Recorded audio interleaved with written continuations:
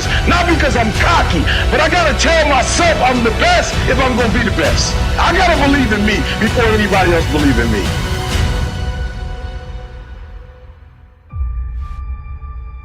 On Christmas morning, when I unwrap my camera, I actually don't believe in my ability. So much so that I say I can't even open the box to this camera until January 1st, because in the new year, I'm gonna be a different person. So that should just kind of really betray the lack of belief that I had in myself to begin with. So then it was opening the camera and I told my husband, I'm like, oh, I think you got me the wrong battery. No, it was just me putting the battery in the wrong way. I had no idea which way was up. I was cutting every single corner. I was looking at the work that I was doing, and I feel like I had enough wherewithal to look at my work and say, this is terrible. I know what good is, and what I am doing is terrible. But do I have the capacity to make it a little bit less terrible? I was a person for 365 days who said, come hell or high water, I'm gonna go all in. I want to look back on my deathbed and said, you gave it everything you had. So I stopped being a lot social. I didn't do extracurricular activities. I woke up earlier, I went to bed later. I don't think that's a lifestyle, like a permanent lifestyle, but at the time that I gave myself 365 days, there's no more messing around. There was no more excuses. You have a story.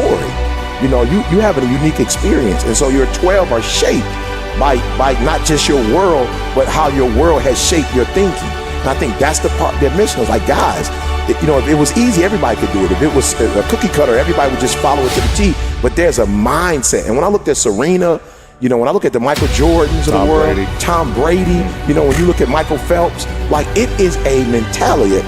It's the consistent actions of doing the hard things or just the things you say you're going to commit to and completing those things, which build the confidence and the belief in yourself.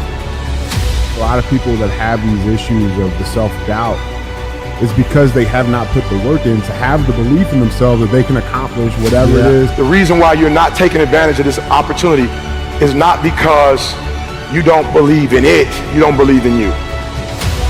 We suck at first, but I just kept going. I just really believed that I could have anything that I wanted if I was willing to work for it. And when I was number 20, I started saying, I'm the #1 motivational speaker in the world. And I went to the computer, and the world said exactly what I said, that Eric Thomas is #1 in the world. I spoke it, the world heard it, and it activated. Your problem is that you don't believe you belong here. Your problem is that you don't think you should be sitting down here.